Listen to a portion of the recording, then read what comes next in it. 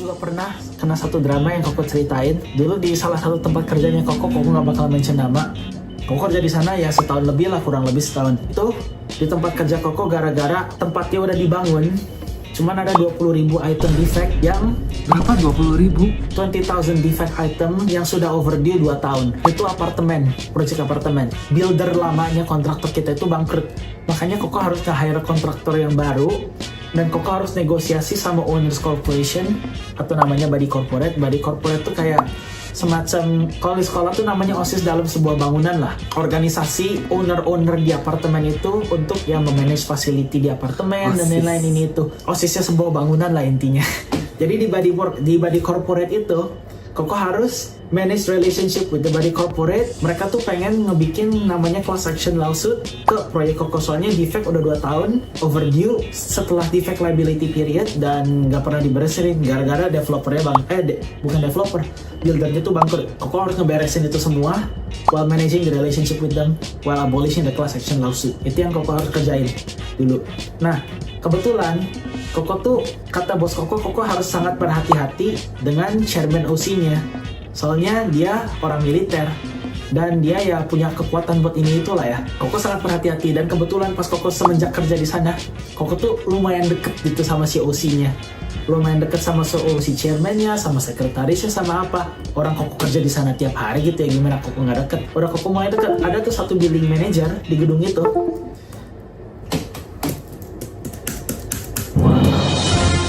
Jadi ada satu building manager di sana. Terus building manajernya tuh udah kerja beberapa tahun lah di sana, lumayan deket sama OC, sama owner corporation-nya. Gara-gara mereka lumayan deket sama OC-nya, si chief operating officer-nya, dia nge-hire building manager baru di gedung itu. Udah nge-hire building manager baru itu, dia suruh matiin kayak exhaust fan di rooftopnya. Terus gara-gara exhaust fan-nya dimatiin, dia udah ngecek ulang, dinyalain, matiin. Terus dia bingung kenapa problemnya masih kayak gini-gini lagi terus. Awalnya dia di-hire sebagai facility manager, bukan building manager. Cuman dia disuruh mati-matiin kayak fan exhaust di rooftopnya lah. Udah dimatiin rooftopnya dan lain-lain. Udah dia di-hire sebagai FM. Building manajernya bingung kenapa ini tiba-tiba mati, kenapa mati. Udah panggil kontraktor, ditanya nggak kenapa-napa. Akhirnya nggak bisa nge-solve problem itu sama si COO-nya. Building manager itu dipecat, si facility manager yang directly hired by the COO dijadiin building manager. Itu Koko dengar cerita itu tuh dari beberapa sekarang temen-temen Koko lah ya, yang ya eksekutifnya eksekutifnya Owners Corporation di gedung itu. Gara-gara, kenapa dia dipecat? Koko aja akuin si building manager itu tuh bagus kerjanya. Kayak gitu kenapa dia pecat? Gara-gara sini aku pernah ngeliat si facility manajernya yang baru di hire sama itu mati-matiin exhaust. Pantes dia naik lagi ke atas, dinyalain terus gak tahu masalahnya di mana. Itu salah satu politik yang Koko pernah ngalamin. Terus kedua, abis building manajernya dipecat tuh, digantiin si FM itu jadi building manager. Nah, si COO-nya ada kemungkinan dia tuh ngira kalau Koko tuh deket sama Owners Corporation dan Koko dianggap lumayan bahaya. Padahal Koko udah ya setahun kurang lebih lah kerja di sana. Gara-gara Koko deket sama dia, si Koko pernah ada insiden sama si yang dulunya FM jadi building manager itu. FM jadi building manager, dia ngebikin kehidupan Koko susah gitu. Koko pengen benerin ini, pengen benerin itu, nggak dikasih akses lah, lift tiba-tiba dikunci dan lain-lain. Pokoknya Koko dibully lah di sana. Udah Koko dibully di sana, Koko bingung. Koko ngomong lah sama bos Koko, which is the associate project director. Ini nggak masuk akal, kenapa gua hidupnya dibikin tambah susah gara-gara si orang ini gitu ya. Sampai yang harusnya Koko kerja dari jam 9 sampai jam 5, kadang-kadang Koko harus mulai dari jam 7 sampai jam 9 malam. Gak beres-beres. Padahal mah dia kerja datang jam 8, pulang jam 5, atau datang jam 5. Unpaid OT. Iya, Koko digituin. Terus gara-gara Koko digituin, Koko pusing dong, gimana nih caranya biar Koko beresin ini kerjaan. Koko marah. Koko diem-diem pakai HP, Koko rekam di sana. Dia kadang-kadang juga suka naruh dia suka naruh barang-barang dia tuh di meja Koko. Gara-gara pangkat Koko seorang project koordinator dan dia building manager gitu ya. Koko cuma ngomong, lah ini kan propertinya kita gitu ya, kenapa lu naruh-naruh barang di sini? Terus dia ngomong, lu pangkat apa? Lu cuma koordinator, gua manajer, gua lebih berhak di sini. Ini gedung milik gua gitu ya. Kenapa lu ngatur-ngatur gua? Ya orang ini meja gua gitu ya, tempat gua kerja, kenapa lu naruh barang lu di sini? Ya Koko gituin. Pernah Koko taruh tuh voice recorder di dalam kantong. Udah Koko taruh di kantong. Tuh pokoknya building manajernya tuh di hire sama perusahaannya si COO-nya. Jadi itu directly dari COO. Jadi Koko sendiri juga nggak bisa ngapa-ngapain dengan itu, soalnya itu bukan di hire sama company Koko. Di hire sama perusahaannya COO-nya dimasukin ke company Koko. So I have no power to do anything. Disensor aja. Pokoknya recordingnya inilah. So you're not longer the billing manager, and this is called So can you actually please go to 2P? Because this is my desk to begin with. Why are you laughing? Can you? And who are you, Ian? I'm the Yeah, exactly, coordinator. You're so smart and intelligent.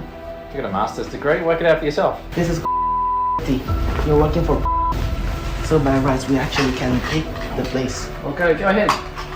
You're a lawyer now, are you? You're so smart, intelligent. You got a master's. Work it out, mate. Yeah? You're wasting your time. Talk to the brick wall. Kau ngomong ini properti perusahaan ini. Kamu tidak berhak menaruh barang di sini.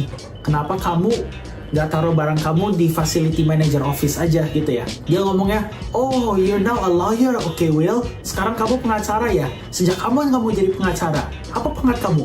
Koordinator. Aku seorang manajer di sini. Just fuck off. Fuck off you. Terus gue ngomong, oke, aku fuck off. Untung Koko dapat rekamannya, Koko email tuh ke COO-nya. Begitu Koko email ke si COO, bukti rekaman orang itu. Tahu COO-nya ngapain? Gak ngapa-ngapain. Sampai 3 bulan, tidak diapa-apain. Gak diapa-apain sama COO-nya. Koko sambil ngomong sama bos sendiri, ini, this is unacceptable. Ini gak bisa kayak begini. Sampai dia aja, bosnya Koko sendiri aja ngomong sama Koko, dia minta maaf. I know it's unacceptable.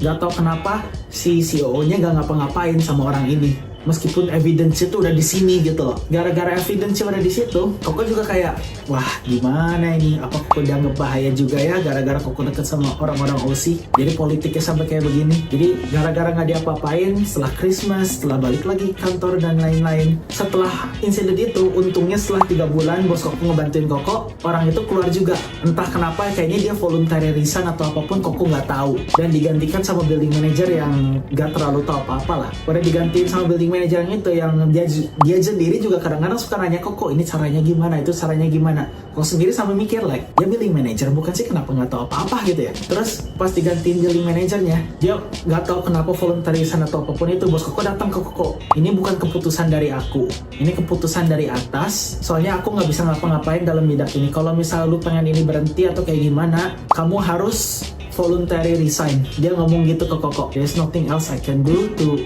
solve this thing gitu loh. Soalnya ini bukan dari aku, itu dari ya atasan aku. Yang Koko sendiri aja nggak ada hubungannya sama dia. Koko soalnya reportnya sama bos Koko. Makanya Koko kayak, oke. Aku juga jujur udah nggak terlalu kuat lah digituin terus-terusan.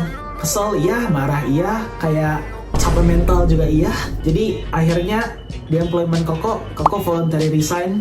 Kenapa? Soalnya ya Koko digituin politik dari atas, politik dari bawah, dari mana-mana. Sampai bos Koko sendiri aja nggak ngapain. Dan Koko masih harus menjaga relasi sama perusahaan itu.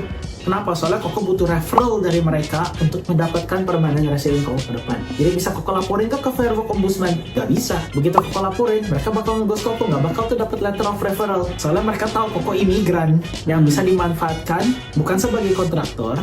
Dan tahu bos Koko ngomong apa? When you got another employer, please say that this job is actually a good job. Please say that this is a good employer, blah blah blah blah blah. In that case, I will also get a very good referee for you. Gue juga bakal ngasih lu reference yang bagus. Ini perusahaan besar. Aku juga bakal ngasih reference yang bagus ke kamu kalau kamu ngomong ke employer-employer berikutnya bahwa ini adalah perusahaan yang sangat baik untuk kerja di sini. Koko digituin sama bos Koko. Koko kayak, oke. Ya udah, aku udah gak kuat. Jadi ya salah satu realita dari project manager ya banyaklah politik-politik kayak begitu di perusahaan. Terus akhirnya Koko voluntary resign, Koko dapat kerjaan baru dengan alasan Koko dapat redundant. Kenapa Koko redundant? Proyeknya udah beres, mereka hire orang yang lebih pengalaman untuk proyek berikutnya. Itu alasan Koko. Oh ini tempat yang bagus. Kenapa? Soalnya Koko harus jaga relasi Koko sama orang itu. Soalnya bos Koko juga mau resign. Bos Koko resign, Koko harus ngomong sama siapa?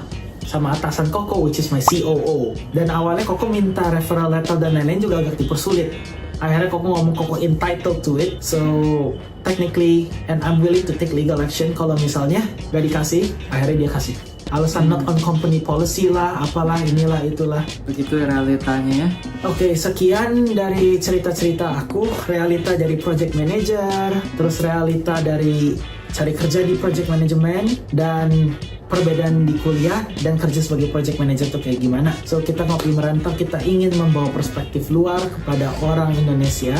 Kopi saya sudah habis, tapi oke, kita channel masih kecil banget. Jadi kalau kalian mau subscribe, mau like, mau share, itu akan sangat membantu kita, sangat memotivasi kita kalau channel ini dan video-video kami betulan membantu kalian. Tolong consider subscribing, dan semoga yang subscribe cepet kaya ya. So kita dari ngopi merantau, see you in the next video. Bye-bye. Bye-bye.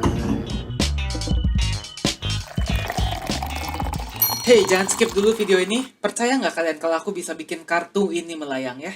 Kalau aku bisa, kalian harus janji subscribe ke channel-channel kami dan tonton video kami yang lainnya ya. Ayo kita lihat.